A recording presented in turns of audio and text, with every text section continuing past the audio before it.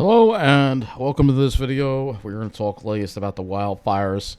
Fortunately now mostly out, but they're putting a perimeter around it. So they say they are 100% knocked down and 22% contained, meaning the fire's knocked down, but the containment, they're going to put like a fire break around the fire so it doesn't spread, because we're going to have dry weather this week. So there could still be embers in there, could still start new wildfires. So I'm going to read this article to you first from the Patch, and it says Long Island brush fires 100% knocked down, 22% contained. Suffolk County Police Commissioner Kevin Catalina says 25 detectives are investigating the cause of the blaze. A raging wildfire in Westhampton has been fully knocked down, officials said Sunday morning.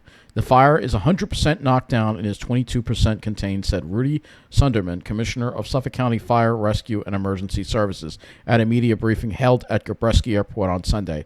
We are working on containment at this time alongside the Westhampton Beach Fire Department, the New York City Department of Environmental I think they meant New York State Environmental Department of Conservation, and Suffolk County FRES. Sunderman said about 600 firefighters and emergency personnel battled the blaze. All agreed that Sunday's high winds and hotspots could lead to another blaze. Rangers were seen dousing small fires that broke out on Sunday.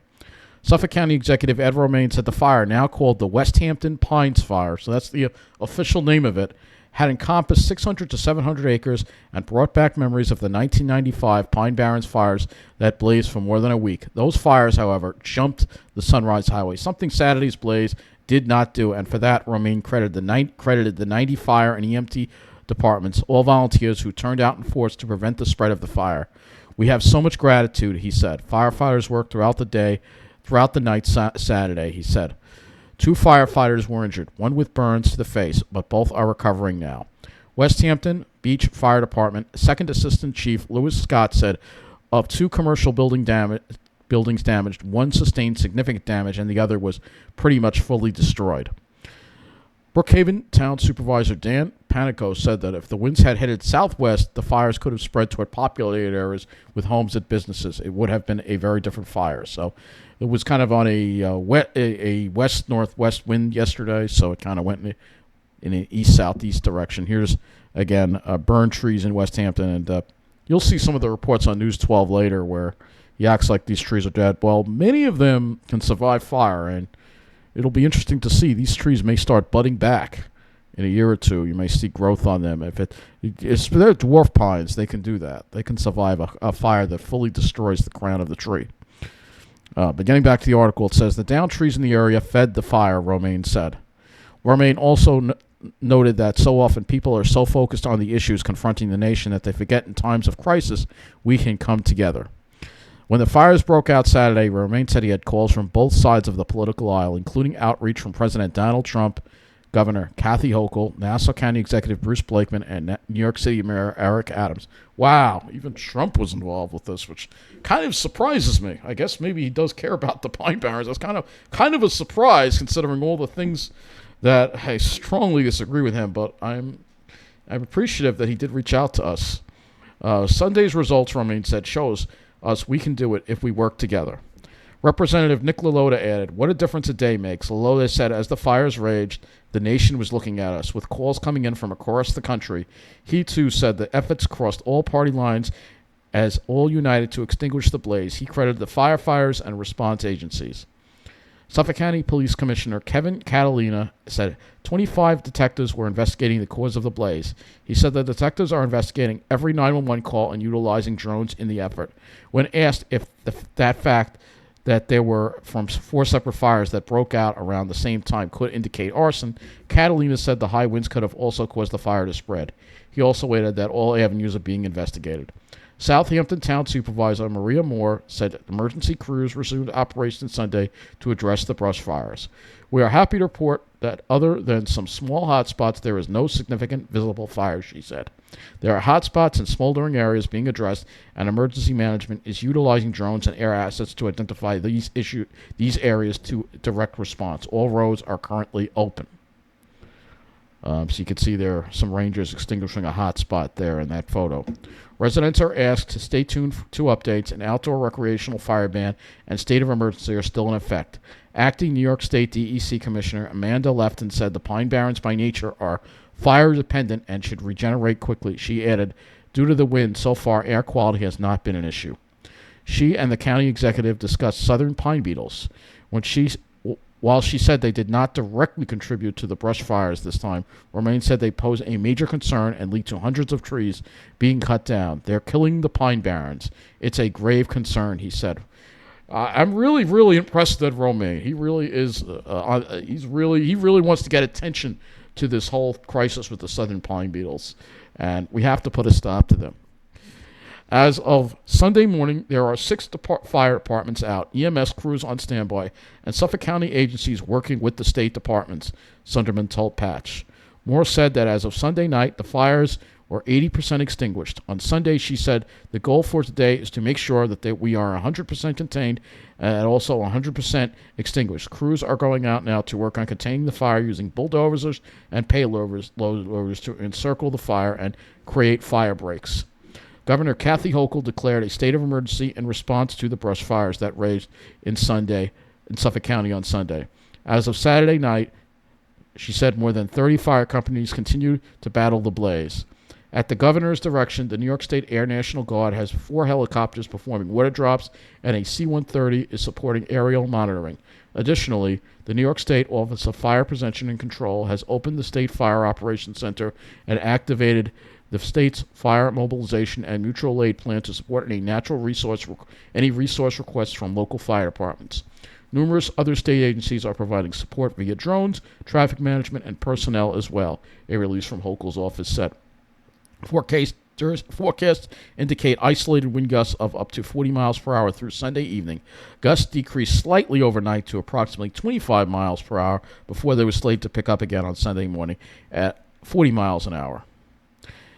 We are deploying resources as quickly as possible, and I have mobilized our agencies, the National Guard and state police, to provide air and ground support to ensure we keep our Long Islanders safe, said Governor Kathy Hochul. I've declared a state of emergency to secure resources immediately. This is an evolving situation, and air quality is a concern. New Yorkers need to monitor the latest emergency alerts and prepare to evacuate if necessary. To that end, Hochul said she was shipping 100,000 N95 masks on Sunday. State stockpiles are staffed and ready to deploy emergency response assets and supplies as needed. In addition, she said 3 UH-60M Black Hawk helicopters have been deployed by the New York State Army and National Guards, a company of the 3rd Battalion, 142nd Aviation based in Ronkonkoma. These aircrafts are deploying firefighting buckets carrying 660 gallons of water. An HH-60W Jolly Green 2 search and rescue helicopter from the New York State Air National Guard's 106th Rescue Wing, based at Gabreski Air Force Base, Air National Guard Base, was also flying water bucket missions. The 106th Rescue Wing's base fire department deployed 2 fire trucks and personnel. Since the fire was near the base, airmen and civilians were evacuated Saturday as a precautionary measure. The 106th Fire Department first responded to the fire at 1:30 p.m. New York State Police unmanned aerial system drone teams will be providing support to the fire crews by monitoring the spread of the fires and any structures that may be impacted. Troopers also are providing assistance with road closures and traffic control. DEC forest rangers are on scene to assist with fire response in coordination with Westhampton Incident Command, Hochul said. Additional rangers have been providing assistance with firefighting efforts in coordination with aviation bucket drops, and additional resources are being staged for deployment as needed. DEC is also encouraging all New Yorkers to remain vigilant during the current windy weather to help prevent wildfires. In addition, New York State Park Police and park personnel are on alert and closely monitoring conditions. Staff are on fire watch at Wildwood, Brookhaven, Hither Hills, and Napier State Parks. Park Police are assisting with traffic control along Sunrise Highway. Regional emergency management staff are assisting at the command post. Hochul offered safety recommendations to reduce potential smoke exposure in the immediate area of the fires. Be aware of your air. Before heading out to work, exercise, or to the park with the kids, check the AQI forecast and adjust your outdoor activities if there's poor air quality. Stay inside. Keep windows and doors closed to keep indoor air clean. If smoke gets inside, buy or make your own portable air cleaner to reduce particles indoors, or use HEPA air filters in your HVAC system. Wear a mask. If you must go out, a properly worn N95 mask can filter out large smoke particles. For people who spend time outdoors when air quality is unhealthy, wearing a well-fitted face mask is recommended. A N95 or KN95 mask will work best. Avoid strenuous outdoor activities that may cause you to breathe heavier. Protect the vulnerable. Caretakers of children, the elderly, and those with asthma should be especially careful. When the AQI is elevated, be sure to limit their outdoor activities to keep them safe. And take care of your four-legged friends. Keep outdoor trips with your pet brief and low-key to protect them from the same nose, eye, throat, and lung irritation people experience. As of Saturday at 7:30 p.m., the brush fires that raced across Long Island due to high winds were 80% contained. Each Black Hawk is able to dump 660 gallons of water, so that's part of the reason why we've been able to get some control.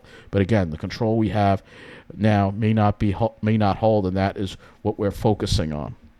A total of 90 fire departments and EMS units responded to the raging brush fires on Long Island Saturday, with one firefighter hospitalized with burns to the face, said Suffolk County Executive Ed Romaine. At a press conference in Westhampton Beach, he thanked all fire departments as well as elected officials across Long Island and the state who responded. It is not clear yet how the fire started. So some of the stuff is being repeated from yesterday. I'm not going to reread this, but you can see some of the photos here. Some of this stuff is from yesterday here on this article. But again, this is the area it occurred in. You can see they've tagged it Long Island Wildfires here. They've got the tag on Google right here, and it burned in this general area right here that I showed you yesterday. I believe all these roads have reopened. Let me just look at the traffic. No, they have not. Okay. So it still says Sunrise Highway is closed. I'm not so sure of that. This may not be accurate. We'll go to the state's 511 New York site, see if that's actually the case, because I'm not sure if that is correct, because I thought they had reopened Sunrise, but we'll take a look and see. I think that's bad information. Yeah, it's showing this is not being closed, so Google Maps needs to be updated. But in general, this is the area that it occurred here. Westhampton, Dwarf Pine Plains, right here in this area right here. The southwest quadrant and part of the southeast quadrant was involved in this fire. So let's look at Newsday. They have some more articles here. There is a probe. They're not saying it is arson, but it's possible that it was. We'll have to see if it was just some vehicle that was sparking or something that was. But you can see here. We'll just show you some of the video here of where they were, and that's right by the airport. You can see that there. There they are. Looks like they're stopping it. Looks like they didn't get over there, which is good. They're going in the woods to put it out. Yeah, they got their masks on. You got it in that environment. See, they're wetting it down. They're trying to. You can see all the scrub oak and everything. That's an area where it burned. I know that path very well. It's actually kind of an overgrown area. Here's another spot. I'm not sure exactly where that is. There's a hot spot right there. So they're going in there and they're putting it out, as you can see. So there will be hot spots in there. That's I'm not sure exactly where all those scenes were filmed, but let's go ahead now and look at News 12's coverage of this. Begin with new information for you tonight as we continue to follow the very latest on those wildfires out on the East End after 4 brush fires broke out yesterday afternoon. More than 80 fire departments responded to fight the fires that spread over 2 miles. Fire officials say the wildfire is 100% knocked down, but it is not yet fully contained. News 12's Logan Crawford is in Westhampton Beach. And Logan, we understand that crews are still out there working to try to get this fire contained. Just take a look at this devastation here in Westhampton Beach. Hundreds of acres of damage like this, and I can tell you, you can actually still smell that there is a fire. Now, officials say crews are out in the woods working to extinguish any remaining hot spots. They're working to build a perimeter, and once again, many of those trees are not dead. A lot of them will actually start budding back. They have pitch pines, have thick bark, and these are dwarf pines, so they're designed to actually withstand fire. So it will be interesting to see how this forest will recover. But it will recover very much after 1990, like it did after 1995, though it will take some time. that happens, the fire will be considered contained. Right now, the fire is 100% knocked down. There's no fire at this time. Fire officials say there are no more visible flames to see from the eastern Long Island wildfires. They say the Westhampton Beach fire has been knocked down, but not yet fully contained. Contained in the fire industry is a perimeter all the way down to the Earth's surface, away from vegetation, where it's a fire break so the fire doesn't advance any further. The Westhampton Beach Fire Department and Suffolk Fire Rescue Emergency Services tell News 12 4 separate fires burned about 400 acres. The first fire started in Center Moriches, then East Moriches, then Eastport, and they say the biggest by far, Westhampton Beach, where crews are still working on containment, watching for hot spots, smoldering spots producing white smoke. They're dumping dirt on them to make sure they're totally out. Suffolk County Executive Ed Romaine says high winds drove the fire that started on Saturday at 1 p.m. We are concerned because the winds are still blowing, that it might spark up again, and we have people out all over the place. Officials say the fire jumped County Road 31. All right, that looks like that part was untouched. Damaging 2 commercial buildings. 90 fire and EMS agencies responded. 2 firefighters were hurt. 1 had burns on his face. 1 has a head injury. Both are recovering. The Suffolk Fire Rescue Emergency Services Commissioner says they're working on containment in Westhampton Beach. And once it's 100% contained, we will then go in a controlled mode, which we anticipate, we're hoping sometime tomorrow.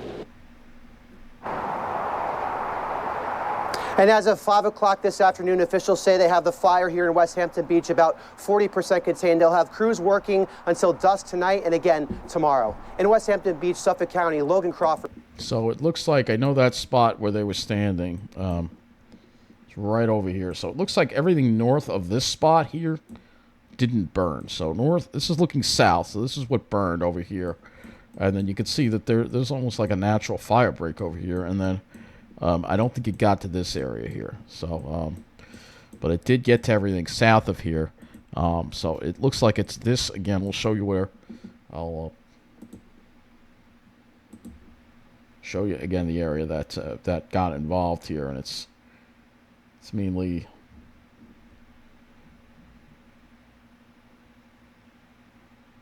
this area right here.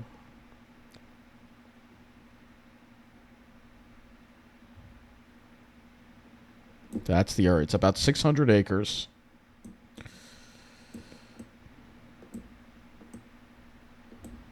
And this is the area that got involved. And my thanks and gratitude go out to the firefighters, because this could have been a whole lot worse.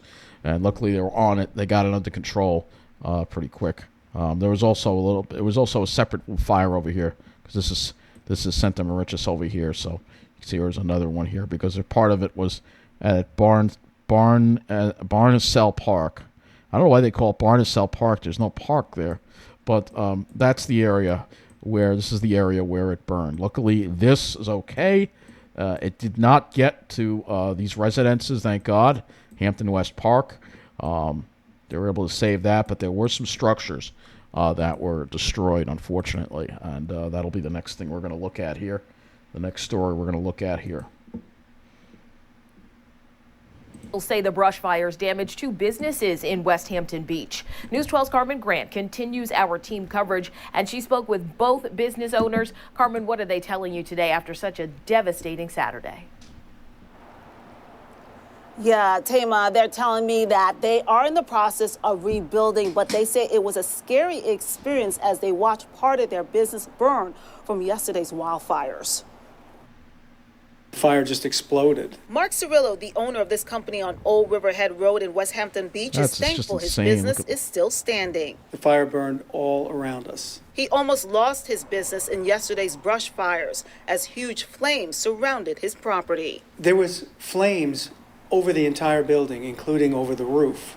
So we were fortunate that it just blew off, and with enough water was able to save the building. However, his paint shop, as well as multiple pieces of equipment that were outside, couldn't be saved. We lost the building next to us, and we got damage to vehicles, and we lost a couple of equipment sheds and some customer projects that are outside on racks that were ready for to be delivered to people. Meanwhile, owner Mike Brodinka of Pools in the Hamptons on Perimeter Road isn't sure what he'll do next. Just the glass that was in this window.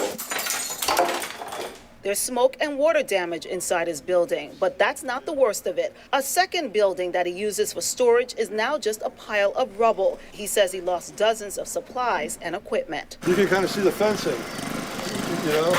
There was a stockade fence that went through here. You can see it going all the way down, all the way across the back over here.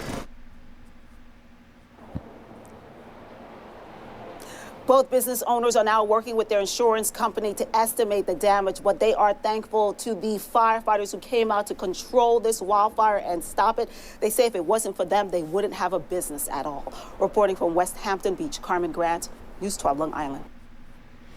So, yeah, there's one story there on this, and we have another story here.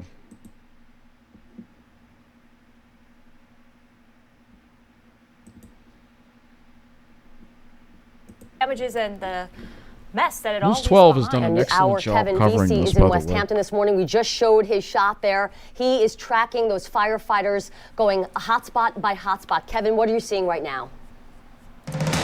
Yeah, Aaron and Jen, that's exactly what's happening right now. So fire crews basically are going around in these brush trucks, and they're getting out and they're just putting out these little hot spots that we're seeing all over. So this is along Old Riverhead Road here in Westhampton. And look at this. You can just see the absolute devastation in this area. You can see the ground all charred right here. Look down here. You can see the pine cones, and look at these embers There'll right be a lot over of here. seeds that are going to come out that are going to grow new trees from that fire, Look at the though. trees. You can see just, again, charred pine cones. You can see the bark on the tree. It just looks like wood from a campfire, basically. And when you That bark come is in thick, here, though, and it actually protects that's really the the trees. first thing that you notice. Of course, he is doesn't this talk very about that strong, because he's not aware of intense how campfire-like smell pitch when you pines, come in here. consolidate and then you fire. kind of get a closer Especially look. dwarf pitch pines. And you can see the damage that was left behind. And what we just saw, and you saw it when Ed Romaine was speaking with us, you saw these crews come in, and what they're doing is they're going to hot spots where you can see the embers just burning from the ground. And what they do is, look at this, you can see right here where they recently put out a hot spot. What they're doing is they're taking a rake and they're kind of digging up the ground, and then you have those burning embers right underneath the soil, and they'll spray it with water and put out those hot spots. So we're going to be following those crews throughout the day as they work. There's another report there, and then we'll watch one more video here. What's the cause of it? So the question is, what's the cause? Was this started on purpose, or was this just simply an accident? To determine if the fires were intentionally set. News 12's Kevin Vesey has the latest on the investigation and the role an invasive insect might have had in fueling the flames. Yeah, they're going to talk about the beetles. We're always going to investigate it as a possible arson until we can rule that out. Suffolk Police Commissioner Kevin Catalina says 25 detectives are working to figure out if the East End wildfires were started by an arsonist. Investigators are using drones and helicopters, looking at surveillance video and speaking to 911 callers. We're trying to find the origin of the fire to determine whether or not it was started by natural means or something else. Is there anything you've seen at this point that leads you to believe that it could be something other than natural causes? Not at this point, but we're very, very early in the investigation. The fires burned around 600 acres of brush, mostly here in the Westhampton area. The flames were spread by the wind, but there's also a chance an invasive insect might have been part of the problem. The southern pine beetle will, result in some dead trees, which will obviously be fuel to the fire. As we've reported, the southern pine beetle has killed tens of thousands of trees in the Pine Barrens, leaving behind dry, dead trunks and branches. State officials had previously warned about the fire risk from those dead trees. But the acting DEC commissioner said the insect likely did not play a large role in the fires this weekend. While we don't see that as a major issue for this particular fire, it is something that there weren't many outbreaks in Westhampton. we are proactively working on. While it may not have been a major contributing factor, nevertheless, should a fire start up, these trees are dead. They've been dead for a while. They're fodder for a fire. In Westhampton, Suffolk County, Kevin Vesey, News 12. The Suffolk Police Commissioner says the origin of the wildfire should be known within the next few days. All right, as soon as I do know, I will let you know about it. All right, we'll just go look at Newsday for a moment. I don't think we have Newsday pulled up over here, so let's just do that. So this is the latest. We'll just look at Newsday for a moment. I think I did have it up there. I don't know. I don't remember, but you could see some articles here. Again, this happened. So 600 acres, according to this article. 2 commercial buildings sustained damage. Autogate Systems on Old Riverhead Road and a chemical company, although that building did not contain any chemicals. No residential structures were damaged. So that's the good news on that. So they have an excavator that is cutting a fire line through the forest. So they're going to make a fire line. So they're basically 15-foot wide fire line, so it won't spread. As you see here, dry conditions a factor. Showing you some of the pictures here. Just Suffolk and Pine Barrens share fire, and the Suffolk County Pine Barrens share a history. So, and obviously fire is part of the Pine Barrens. This was a picture from 1995. Some ones after a wildfire there that came through. So, Suffolk County's had a history of fires and flare-ups, to some degree a natural part of the ecosystem, but also exacerbated by Long Island's suburban sprawl. So they're talking about their efforts here that we don't expect that we're going to see major impacts to the ecosystems based off this fire. To help regenerate the ecosystem as well as prevent dangerous fuel buildup, authorities periodically thin out the pine barrens by cutting and removing small trees and conducting controlled burns. Again, this is something that's done in New Jersey, particularly the controlled burn part of it. Brush fires are tied to the history of the pine barrens, now at 105,000 acres, down from what experts believe at one time stretched 250,000 acres. So it shows you how little we preserved compared to New Jersey. The frequency and intensity of the fires increased with European settlement on the island. Fires in the 19th century were often set intentionally to clear brush, while other times they were caused by sparks from the Long Island Railroad. Long Island brush fires in late April 1989 extended from the Pine Barrens in Deer Park to Riverhead at one time. The 1989 fire stoked an ongoing debate at the time about whether the Pine Barrens should be developed, and in 1993 they passed the Pine Barrens Protection Act. Now, the Sunrise Fire in 1995 charred between 3,200 and 5,000 acres in the Pine Barrens. The blaze began near the Suffolk County Community College campus in Riverhead and spread to Sunrise Highway and crossed into the southern Pine Barrens, burning for nearly a week. 400 residents had to evacuate during that fire. So this is a much smaller fire. Fortunately, it was never able to get as big as the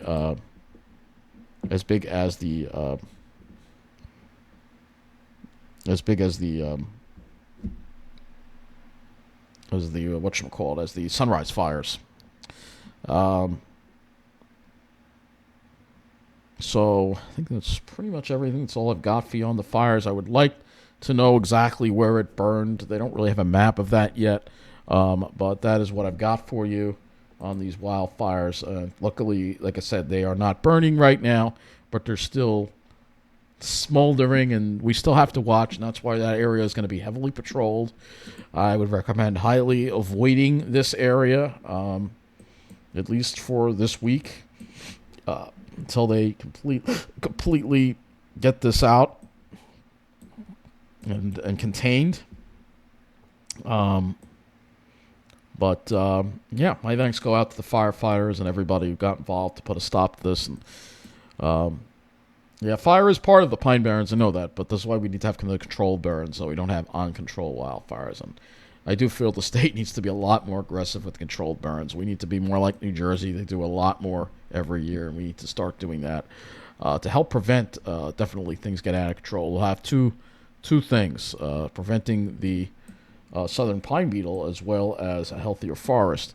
When you have a crowded forest like this, and you can see how overcrowded that forest is and compare it to New Jersey's Pine Barrens, it's totally different. Again, you can see how crowded this forest is. And then we're going to look at New Jersey. Let's pick their Pine Barrens. Warren Grove. Their dwarf Pine Barrens. So take a look at theirs. All right, let's see. So we'll take a look. I'll try to find a road here. Let's see if we can find a road here.